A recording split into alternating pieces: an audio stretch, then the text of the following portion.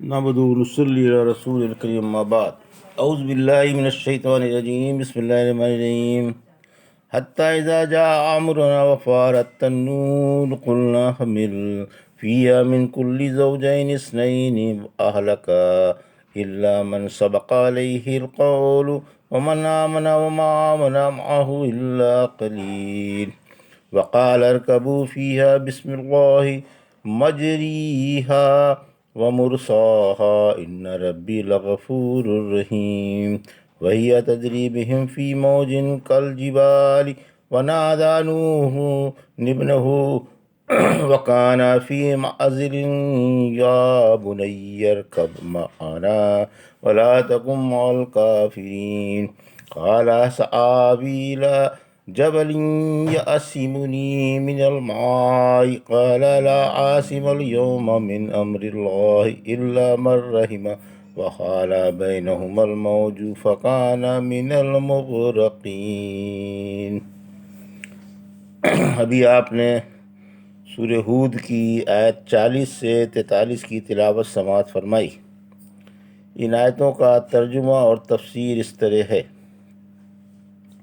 حتیٰ اذا جاء امرنا وفارت النور قل نحمل فيها من كل زوجين اثنين واهلك الا من سبق عليه القول ومن آمن وما آمن معه الا قلیل۔ آیت 40 ترجمہ: آخر کار جب ہمارا حکم آ گیا تو تنور جوش مارنے لگا، تو ہم نے کہا کشتی میں ہر قسم کے دوہرے جوڑے چڑھا لو اور اپنے گھر والوں کو بھی، بحث ان کے جن کے بارے میں پہلے سے فیصلہ ہو چکا ہے، اور تمام مسلمانوں کو بھی، اور آپ کے ساتھ مسلمان تھوڑے سے ہی تھے۔ یہ تھا ترجمہ سورہ ہود کی آیت 40 کا تفسیر۔ کشتی نوح میں ہر جاندار کا جوڑا سوار کیا گیا۔ اللہ نے نوح علیہ السلام سے یہ اقرار کرا دیا کہ جب عذاب الہی آ پہنچے اور آسمان سے لگاتار بارش ہونے لگے اور زمین کے گوشے گوشے سے پانی ابلنے لگے، تو کشتی میں ہر قسم کے دوہرے جوڑے اپنے گھر والے اور تمام مسلمان سوار کر لیں۔ سورہ قمر کی آیت 11 سے 14 میں فرمایا، پھر ہم نے آسمان کے دروازے موسلادھار بارش کے ساتھ کھول دیے اور زمین پر چشمے جاری کر دیے، پھر اوپر سے آسمان کا اور نیچے سے زمین کا پانی جہاں تک اللہ کو منظور تھا زمین پر بھر گیا، اور ہم نے ان کو تختوں اور کیلوں والی کشتی پر سوار کر دیا جو ہماری نگاہ کے سامنے جاری تھی۔ یہ کافروں کے کرتوتوں کا بدلہ تھا۔ تنور کے ابلنے کا یہ مطلب ہے کہ زمین کے گوشے گوشے سے پانی ابلنے لگا اور پانی کی اس قدر فراوانی ہوئی کہ تنور سے بھی جہاں آگ رہتی ہے پانی ابلنے لگا۔ بہرحال جب مذکورہ بالا نشانیاں ظاہر ہونے لگیں تو نوح علیہ السلام نے حسب حکم ہر قسم کا جوڑا اپنے گھر والے اور تمام مسلمان کشتی میں سوار کرا دیے۔ یہ بھی کہا گیا ہے کہ نباتات وغیرہ کے لیے بھی یہی حکم تھا۔ کہتے ہیں سب سے پہلا پرندہ جو کشتی میں سوار کیا گیا درہ تھا، اور سب سے آخر میں گدھے کو سوار کیا گیا۔ چنانچہ جب وہ سوار ہونے لگا تو اس کی دم سے شیطان لٹک گیا۔ جب اس کا اگلا دھڑ کشتی میں آ گیا اور اس نے پچھلا دھڑ اٹھانا چاہا تو باوجود انتہائی کوشش کے اٹھ نہ سکا، کیونکہ اس کے پچھلے دھڑ پر شیطان کا بوجھ تھا۔ نوح علیہ السلام فرما رہے تھے کہ جلدی کرو، اللہ کا عذاب آ پہنچا ہے، اور یہ ہر چند کوشش کرتا تھا مگر چڑھ نہیں سکتا تھا۔ آخر کار آپ نے فرمایا ابلیس کے ساتھ ہی چڑھ آ۔ آخر کار یہ چڑھ آیا اور شیطان بھی کشتی میں اس کے ساتھ داخل ہو گیا۔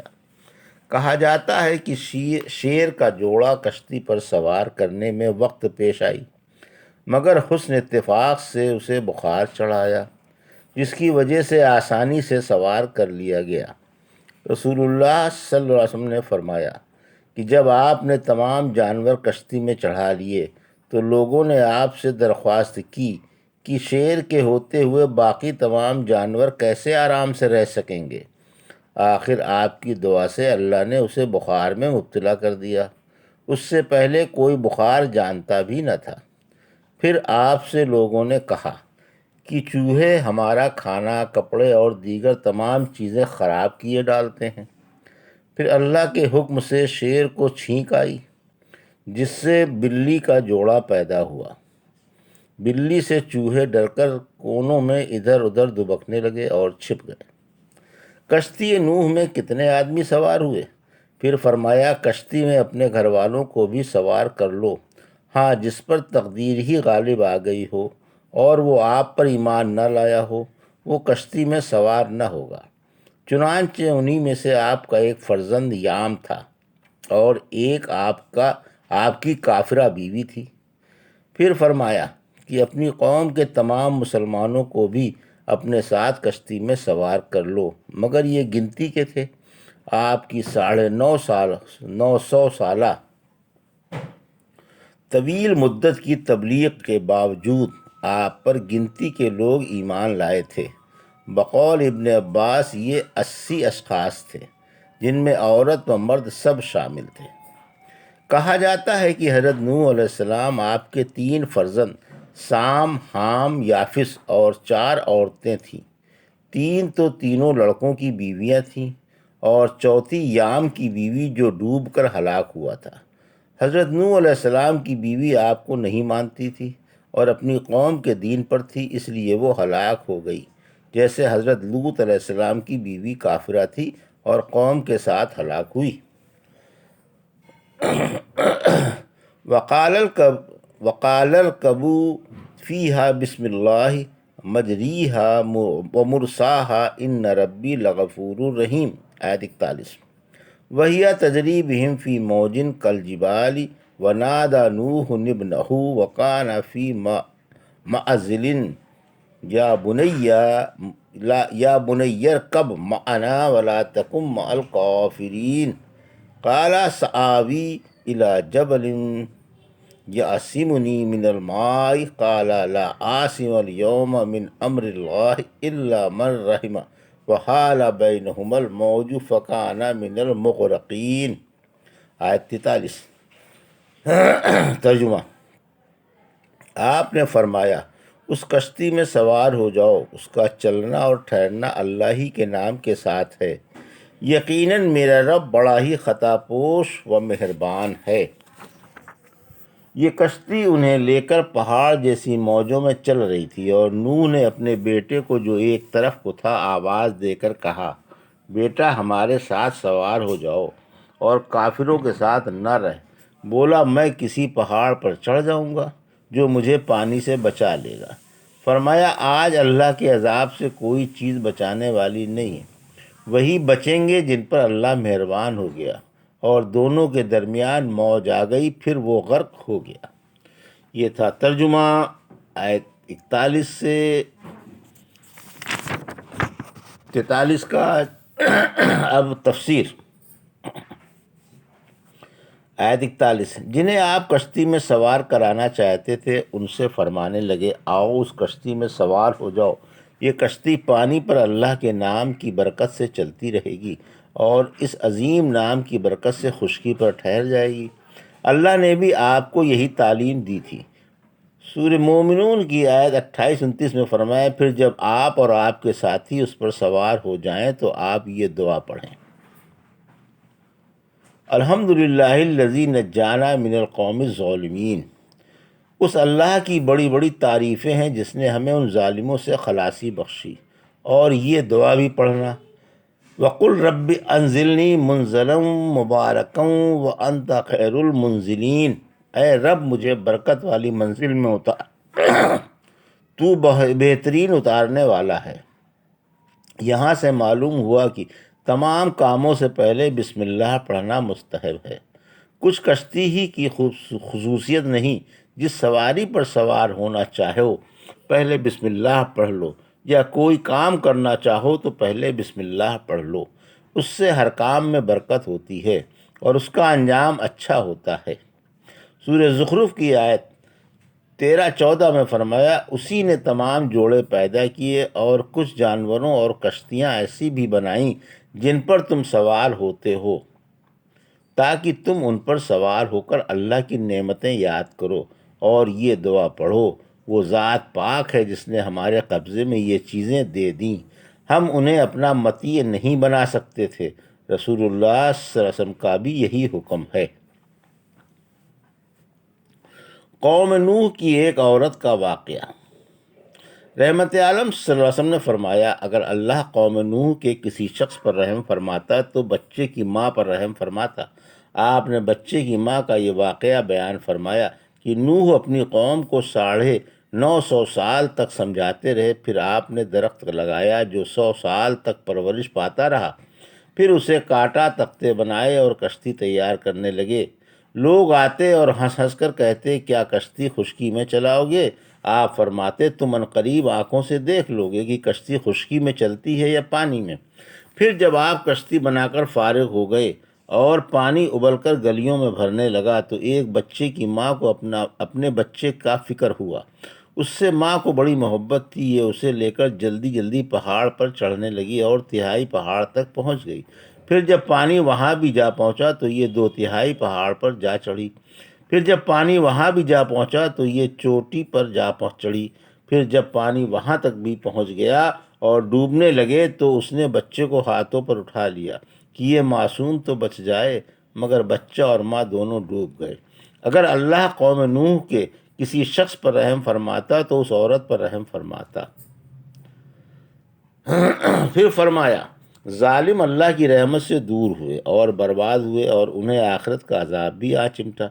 پھر جب کشتی طوفان ختم ہونے کے بعد جب جودی پر رک گئی تو آپ نے کوے کو خشکی کی خبر لانے کے لیے بھیجا، جو ایک مردار لاش کے کھانے میں لگ گیا اور دیر کر کے آیا۔ پھر کبوتر بھیجا جو اپنی چونچ میں زیتون کا پتا اور پنجوں میں کیچڑ لے کر آیا۔